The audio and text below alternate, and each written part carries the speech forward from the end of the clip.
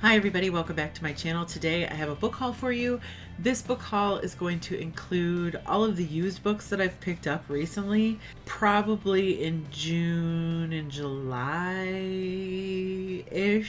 My husband helpfully pointed out to me recently that I really need to be reading more books than I'm bringing in every month. And the fact that I'm not is what's causing my space and storage issues.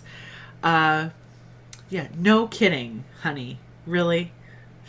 First, I want to tell you about some books that I picked up at a recent library sale, and my husband and my twins accompanied me, and I gotta tell you, these kids didn't utter a word or make a sound. They can't utter words, they can't talk. But these children did not make a sound the entire time we were in the library. They just chilled in their car seats, looking around, both wide awake, but both observing the one and only law of the library, which is quiet. I was a little apprehensive about it, but it turned out fine. First, I picked up the book Blood-Sucking Fiends by Christopher Moore because I'm a Christopher Moore fan. I've not read this one, but if you are not aware, Christopher Moore writes satirical and humorous novels with usually some controversial or hard-hitting or the subject matter is usually not funny, and Christopher Moore chooses to make it funny. Blood-Sucking Fiends in particular is about a woman who wakes up and realizes that she's become a vampire, and it's about her transition from her normal human 9-to-5 life into this vampire life. My favorite book by Christopher Moore is Lamb. It's the story of Jesus Christ as told by Jesus's childhood friend Biff. So, gotta love that. Next, I picked up the book Stargirl by Jerry Spinelli. So, it's short. I figured I would devour it quickly and know what all the fuss is about. A lot of people love this novel. It is young adult. A story of a girl in school who is singled out for her unique qualities, characteristics, and the pressure to be quote-unquote normal. Not at all typically what I would read, but I'm reading a lot of things these days that I wouldn't typically read, hence the whole nature of my channel at this particular juncture. So speaking of which, I also picked up another book that I wouldn't typically read. It's called The Help. This is by Catherine Stockett. This is pretty famous. It's pretty well known. It's the story of a group of women who get together secretly to write a tell-all book about what it's like to be a person of color in the service of wealthy white families. You can look for this in either grand plans of an adaptations video, grand plans to dive into a new to me historical fiction video. Like, I can fit this in a couple of different ways, so it shouldn't, the 50 cents will prove to be well worth it, I'm sure. Also at the library sale, I picked up The Regulators by Richard Bachman, who is, of course, Stephen King. This, I think the hardcovers were $2 or something, but this is the story of a town that comes under attack. That's really all I know. I'm not a King fan. I've collected a couple of books to maybe read one day and figured a Richard Bachman novel would be key in some assessment of whether this fiction is for me or not. I have my doubts, but always hopeful here on this channel. Okay, so from Second and Charles, recently I picked up Dark Cities. This is a horror anthology. All of the stories are written about the nightmarish aspects of urban settings. This was edited by Christopher Golden. It includes Sherry Priest, which I've talked about a couple of times recently on this channel, Jonathan Mayberry, Shauna McGuire, and let me pull somebody else out. Paul Tremblay. There you go. I knew there was somebody else in here that was really I don't know why he's not here on the front. Anyways, so I do intend very soon to do a new to me anthologies video where I sit and read at least 3 anthologies and then film a video similar to the new to me historical romance video that I filmed not too long ago. So I've been in the market. I've been shopping around for some decent sounding anthologies lately. This one I just happened to notice, and I'm super excited about it because it has a lot of authors that are well loved. Next, I picked up 2 additional books by the author Paul Cleave. I already have Trust No One and The Killing Hour by this author. I picked up Joe Victim and Cemetery Lake. They were right next to each other, so I grabbed them both. But if I'm being honest, Joe Victim sounds way more intriguing to me. It is the story of a man who is targeted as a serial killer, but he sees himself as a victim. Like, there's no way that he could be a serial killer. There's pretty damning evidence, I guess, that he is a serial murderer, but since he doesn't remember killing anybody, he's convinced they can't possibly convict him. But he's desperate to get himself off on these charges. I think it just sounds super interesting. And I'm pretty sure he's guilty. And then Cemetery Lake was about a former police officer, private detective who's overseeing an exhumation at a cemetery, but the body in the grave is not who they expect it to be. So I didn't realize it when I was buying other Paul Cleave books, but The Killing Hour, the Trust No One is not included, but The Killing Hour is part of this crime thriller series by this author. I didn't realize that. I'm probably going to obsessively collect them and never read them because that's what I do. Next, I got the book Almost Missed You by Jessica Strouser because I have 2 other Jessica Strouser books I haven't read, so I had to get a 3rd one to not read. This is about a married woman who takes a family vacation with her husband and their son. And when she wakes up, her husband and her son are gone. They've left her in this hotel, or her husband has left her and happened to take their son as well. But the husband turns to an old friend and kind of pulls her into this madness. He's accused of obviously kidnapping his own child, and he goes to a friend. She must decide if she's going to turn him in or what. It says, revealed in the alternating viewpoints of Violet, Finn, and Caitlin, Almost Missed You is a page-turning story of a mother's love, a husband's betrayal, connections that maybe should have been missed, secrets that perhaps shouldn't have been kept, and the spaces between what's meant to be and what might have been. I picked up another anthology called Poe's Children, edited by Peter Straub. It says, Peter Straub has gathered 24 bone-chilling, nail-biting, frightfully imaginative stories that represent the best of contemporary horror writing. So I'm not sure if there's a common thread between these stories or if they just all happen to be horror. It includes stories by Peter Straub, obviously, Stephen King, Joe Hill, Neil Gaiman, but the majority of the names on this list I do not recognize. That was part of the draw, as much as the names on here that I do recognize. But obviously this gentleman here is a very trusted authority on the horror genre. The story by Neil Gaiman is called October in the Chair. The one by Joe Hill is called 20th Century Ghost. The one by Stephen King is called The Ballad of the Flexible Bullet. The one by Peter Straub is called Little Red's Tango. I don't know if they're specifically written for this collection or not. So, another anthology, horror anthology. Don't worry, I do have some non-horror anthologies as well. Next, I picked up The Elizas by Sarah Shepard. This totally was a cover thing for me. So it was sitting on the shelf like this, and I'm like, that's awesome.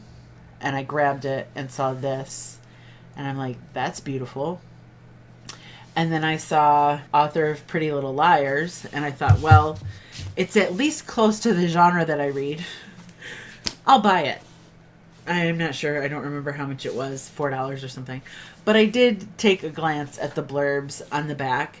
Mary Kubica, Lisa Unger, Megan Miranda, Colleen Hoover, Wendy Walker. It's the story of a girl who's rescued from drowning at the bottom of a pool. She's a writer, and I guess she's attempted suicide in the past or been suicidal, and so they've written this latest incident off as just her attempting to take her own life again. Why you would write that off, I don't know, but that's how people react to this. She, on the other hand, swears that it was an attempt to take her life. She was pushed. Nobody believes her, so she sets out to prove it or to uncover who tried to kill her. Relatively new as well. I believe it came out in 2018. So this is what a cover by for me looks like. Next, I picked up Ghost Story by Peter Straub.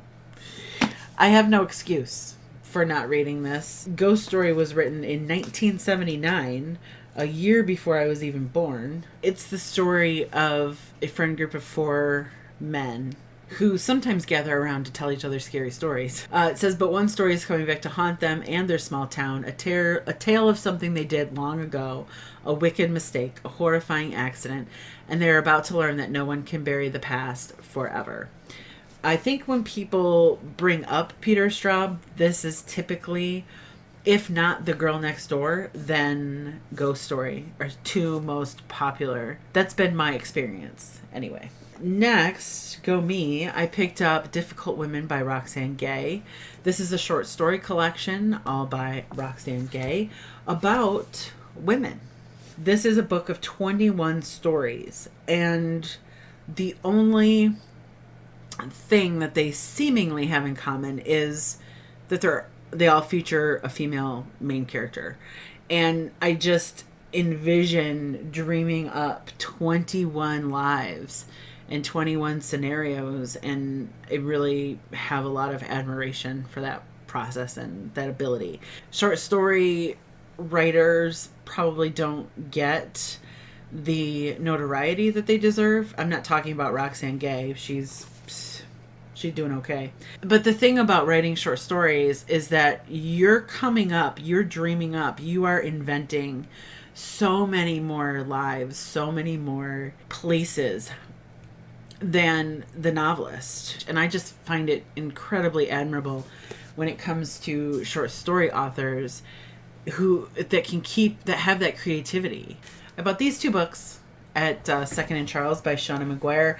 Down Among the Sticks and Bones and Beneath the Sugar Sky. I believe Down Among the Sticks and Bones is book number 2 in the Wayward Children series, while Beneath the Sugar Sky is book number 4. I have book number 3, but it's not a used book, so I can't tell you about it in this book haul. I'll have to tell you about it in another book haul. Don't have book number 1. I will be collecting the entire Wayward Children series. I'm not going to start reading it. Well, I can't because I don't have book 1. But even if I had book 1, I wouldn't start reading it until I had all 5 books in hand. So slowly but surely, I'm going to make my way there. The Wayward Children series is extremely popular on BookTube. Short little fantasies about popular children's literature. It's always sounded captivating to me. I just am a little late to the game. I also picked up the book Trust Me. This is by Hank Phillippe Ryan, who is an investigative journalist who I had never actually heard of because I live in books and not the real world. She has like 34 Emmys and 14 Edward R. Murrow Awards. Like, this woman, she's got her together. Oh, so there's a pre-order for an upcoming release by this author that sounded really intriguing. And so when I spotted this book at the used bookstore, I figured I'd buy it because that's logical. But this is a very brief synopsis, so I'm just going to read it.